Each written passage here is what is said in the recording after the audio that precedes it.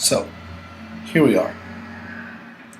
Less than a month into the Trump administration, and Montana's pride slice of white bread, Congressman Ryan Zinke has been ousted as Interior Secretary nominee, and, in an unprecedented move, 2 Dominican-raised college students have been selected to replace him as co-secretaries of Interior. Guess we were taking their jobs after all. Alright, America, and your very colorfully painted states, I've got good news and bad news. Bad news, 2 college students are now running the United States Department of Interior. Good news, we've been given full reign to continue Obama administration policies, if it suits us, on leases for oil drilling in the Beaufort and Chukchi Seas along Alaska's North Slope, allowing us full control and trust from the new administration. Alright, so first on the docket, let's see here.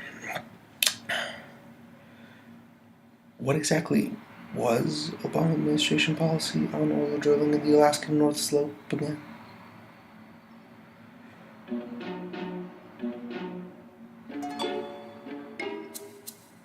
First, some background. The Obama administration's Interior Department had a very firm policy on drilling, in just about the same way Seinfeld's Soup Nazi had a policy on soup. Licenses were generally denied to most companies seeking to drill in the North Slope. Among those attempting to obtain licenses were Royal Dutch Shell, who engaged in some exploratory drilling in Chukchi under close observation in 2015, but was widely believed to have lost interest in said licenses due to repeated denial from the Obama administration, and ConocoPhillips, Alaska's biggest oil company, whose spokesperson was quoted by Bloomberg as having said, "If North Slope production were to be opened, we'd consider it within our opportunities. The area would have to compete with other regions for our exploration dollars." This echoes the sentiments expressed by ExxonMobil and the American Petroleum Institute, but we'll get back to them in a bit. Current drilling is currently focused in the Prudhoe Bay area, transported southwards through the Trans-Alaska Pipeline System, or TAPS, but we'll get back to that later as well. The Obama administration, to their credit, did admit leases in the Cook Inlet, following a plan that shifted against widespread allowance to a more stringent environmentalist tone. Obama Interior Secretary Sally Jewell was quoted as saying that the plan focuses lease sales in the best places, those with the highest resource potential, lowest conflict, and established infrastructure, and removes regions that are simply not right to lease. Given the unique and challenging Arctic environment and industry's declining interest in the area, foregoing lease sales in the Arctic is the right path forward. The Cook Inlet lease has yet to be sold. The Alaska congressional delegation in Washington had other ideas. "We have shown that Arctic development is one of the best ways to create jobs, generate revenues, and refill the Trans-Alaska Pipeline." That's Alaska's senior senator, Liza Murkowski, chairwoman of the Senate Energy and Natural Resources Committee. She was quoted by the LA Times as being infuriated by the Obama administration's decision on this matter. Speaking with the rest of the fully Republican Alaska congressional delegation, she cited a 2011 private sector analysis whose assessment claimed 24 billion barrels of oil and 104 trillion cubic feet of natural gas are to be found below the Arctic seafloor in the North Slope.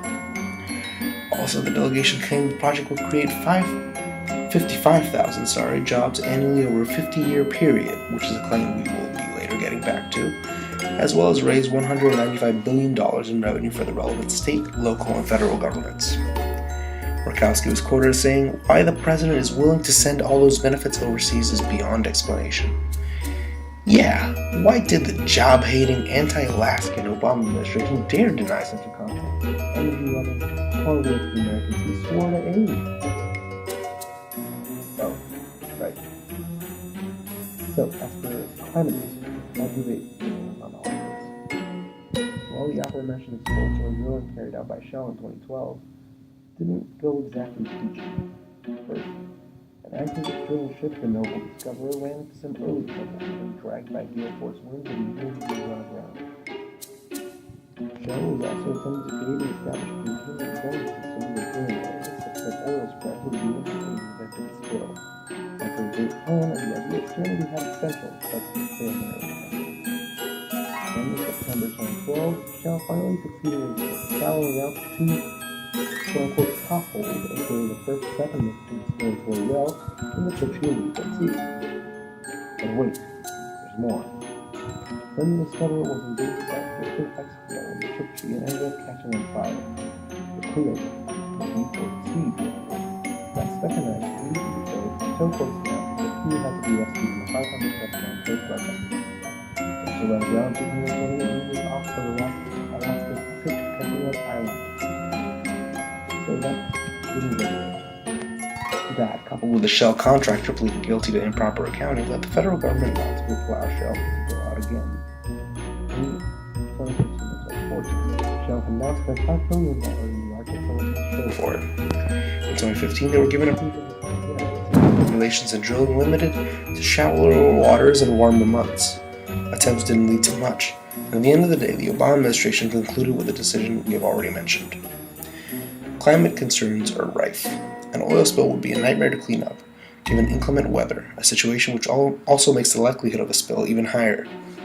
The National Research Council warned that Coast Guard resources are not adequate for overseeing oil spill response in the Arctic. Also, normal oil spills response methods, such as booms and dispersants, will not function in icy waters as they did in the Gulf of Mexico, nor could we count on sea microbes to break down spilled oil. Former Interior Secretary Ken Salazar put it all too well when he said the government still has a lot to learn. The Arctic is still a very difficult environment to operate in. Shell is one of the most resource-capable companies in the world, and they encountered a whole host of problems in trying to operate up there. The National Commission on the BP Deepwater Oil Spill and Offshore Drilling stated in its final report that the Alaskan Arctic presented severe challenges for oil and gas operations, and Resources for the Future's Alan Krupnick, among those commissioned towards the creation of the report, recommends that deepwater Alaskan drilling simply not happen. Researchers from the Center for American Progress, a left-of-center think tank, note that global warming and melting of Alaskan ice sheets has revealed more fossil fuel reserves, and the extraction and use of these newfound reserves produces a vicious cycle where their use leads to further warming, which reveals further fossil fuels, etc. So essentially, now, obviously, opinions differ on this matter and has gone to be fairly polarizing. Generally surrounding economic and environmental concerns, many public figures, companies, and interest groups have taken side on this matter. Now, we have a general pro and con graph. Obviously, on some sides you have, for example, in favor of these further operations are both the National Republican Party broadly, as well as the Alaska Democratic Party, whereas the National Democratic Party broadly is put in the against column. You have several interest groups and companies that have stakes in this situation. Many of the oil companies already have leases in the North Slope, despite not necessarily having the right to drill yet. Alright, so there is the background, there is the situation. We've got a big issue on our hands with environmental, economic, and technical concerns to address. Our solution, in essence, after having reviewed all the relevant data and the solution at hand, is to allow drilling, but to regulate it on all different terms. We, as Co-Secretaries of Interior, hereby present a plan in 3 parts. In the first part, we will present our safety recommendations and prerequisites for drilling. In the second part, we will analyze the economic realities of the situation, as well as focus on the economic aftermath of the execution of our plan. Lastly, in the third part, we will highlight the national security concerns and benefits surrounding the extraction of oil in the region. Part 1. Our safety recommendations. We support limited drilling efforts for a variety of reasons. First, oil demand around the world and in the United States is huge. In 2014, according to the U.S. Energy Information Administration, world petroleum consumption per day averaged out to 93,484,000 barrels per day. Isolating the United States, that number only falls to 19,106,000 barrels per day. Per day. Back to demand. Demand is so massive that petroleum usage turns out to be one of the most inelastic goods in the world, meaning that, as many in the Obama administration have pointed out, not drilling in America would only lead to non-American companies filling that demand with their own product, with negative bearings upon the American economy and national security structures, but we will get back to that. In our recommendations for how drilling should be carried out, however, we defer heavily to the work of Resources for the Future and other groups' work commissioned by the federal government in response to the 2010 BP oil spill in the Gulf of Mexico and its notoriously hard cleanup. Research by the Bureau of Ocean Energy Management suggests a 75% chance of a large oil spill, meaning one pouring out over 1,000 barrels into the water, and that 75% of it could be expected if oil and gas drilling in the North Slope is expanded over the next century. We aim to decrease such spillover risk by allowing a maximum drilling depth of 1,500 feet, a depth that, with normal regulatory standards, still allows for a 30% chance of spillover. The depth, while certainly deeper than what encouraged by the Obama administration's Interior Department in later years, would allow for efficient and competitive exploratory and productive drilling, while also reducing risk massively. But we want to reduce risk even further. We will incentivize safe practices from drilling companies, attaching clauses to territory leases and drilling licenses that ensure greater financial liability on their part in the event of a spill. Research and development clauses could also require investment in technologies as well as promise them government aid, such as that of Royal Dutch Shell's containment dome system, such that they may succeed in minimizing risk further. A committee of economists, actuarial scientists, and expert representatives of the government and of the companies in question will be determined, as per the contract assigning the lease, to determine the minimum monetary reserve such companies would have to have at hand in the event of a spill, noting the upwards of $50 billion in cleanup costs spent by BP ensuing the Deepwater Horizon oil spill as a measure to justify such requirements. The licenses themselves will be renegotiable as either the oil company, the state of Alaska, or the federal government see fit, and will tentatively run the course of the 40 to 50-year period that the Beaufort and Chukchi seas are estimated to be able to serve American and global demand for. Production, exploration, and extraction will be carried out only in warmer months and conditions, using vehicles and rig systems that have complied with appropriate regulations so as to handle the inclement weather conditions that make North Slope drilling as difficult as it was for Shell. Part 2. Economic Situation and Aftermath. To say the Alaskan economy is hugely dependent on oil would be an understatement of epic proportions. 1/3 of all Alaskan jobs are tied to the petroleum industry, for a raw total of 110,000 jobs. At this point, the Alaskan Congressional Delegation's claim is important to take into account when discussing the economic and employment-based aspects of the debate surrounding these drilling licenses. Even assuming they took job replacement and employment cycles into consideration when making such a claim, when they say the drilling will create 55,000 jobs annually over the course of 50 years, that would lead to a whopping gross creation of 2.75 million jobs, a figure which exceeds double the current Alaskan population. Certainly a bold claim. As with any economic situations, there will always be positives and negatives to any given policy choice or scenario. First, the positives. The American and Alaskan economies would benefit from meeting the oil demand, one that would likely otherwise be met by foreign producers and firms, and there would be a not unsubstantial level of job creation that would help deal with the decline in production and employment as reserves in Prudhoe Bay draw scarce. This could provide further security in the Alaskan job market, and even in a scenario where the larger economy could be phased away from fossil fuels, the half-century of production from the Chukchi and Beaufort seas would provide excellent economic and energy resource holdovers in the process of doing so. The introduction of American oil would also further stabilize and lower oil prices around the world, which encourages economic development. The increased oil use would make it economically viable to continue the use of the Trans-Alaskan Pipeline System, or TAPS, whose current decline trends out of Prudhoe Bay threaten to freeze oil as it travels through it by decreasing quantity moving through it, and the public-private sector contract that created the pipeline stipulates that it be dismantled should it fall out of use, something that would certainly be an asset loss, given that its dismantling would take the future of any Alaskan oil production in doubt, a decision that cannot be taken lightly. This brings us to the negatives. Firstly, let's talk about that whole talk of demand for oil being met, a common line trumpeted by the Obama administration and the Alaska delegation alike in support of increased drilling. Market needs for oil at the moment are discussed confidently as issues whose magic bullet lies in the introduction of new Alaskan reserves. This ignores the fact that there is a proven gap between when drilling licenses would be given out and when commercial oil would actually reach the market for consumption as a final product. More brazen estimates for this time place it at 10 years, but most estimates have settled around 15 years as the consensus time gap. The idea that the market, increasingly leaning towards renewables and increasingly varied in its need for oil, would have the same or similar need and demand that these reserves would satisfy 10 to 15 years from now seems ambitious at best, foolhardy at worst. The jobs created are also quite temporary, given the expected few decades of availability of use for the pipeline system and the oil reserves in question, meaning that state and local government must expressly look into replacement industries that could phase out oil jobs without causing seismic rises in the unemployment rate. Furthermore, social costs of further reliance and dependency on fossil fuels and a further delay in the introduction of renewables can cause social costs that can outweigh private benefits. Further pollution, traffic jams from increased vehicle availability, the wearing down of infrastructure, costs of further effects on the vicious cycles of crime and change, all weigh down as costs that counteract the public and private benefits of drilling.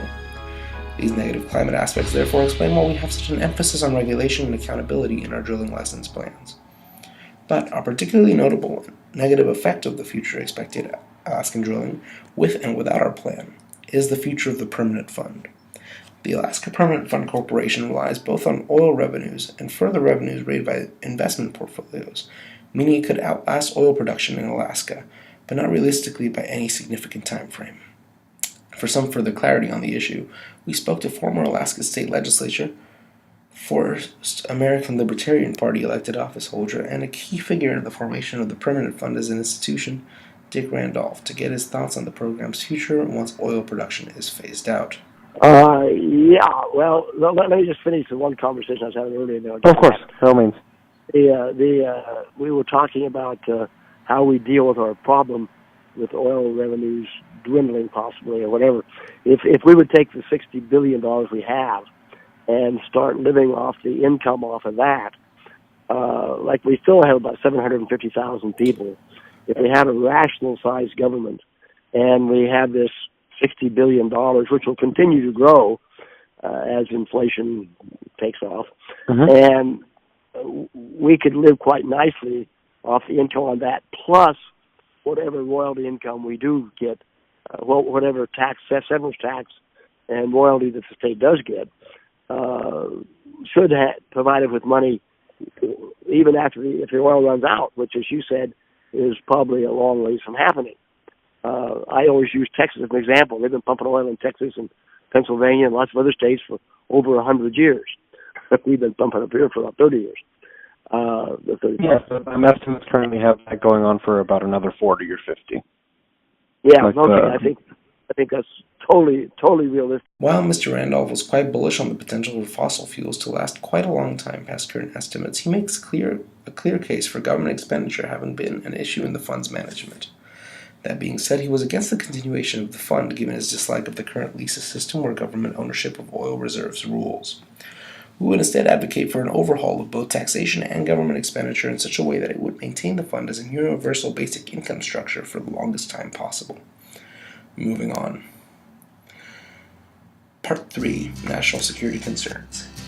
There is a third argument to be had in terms of the sustenance of American oil production for internal use.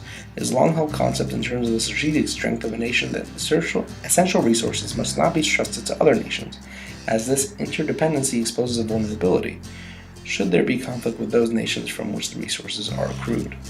American alliances in the Middle East are largely based on petroleum needs, and many of the largest spikes in American oil prices have been due to international crises in nations such as Iran or Iraq.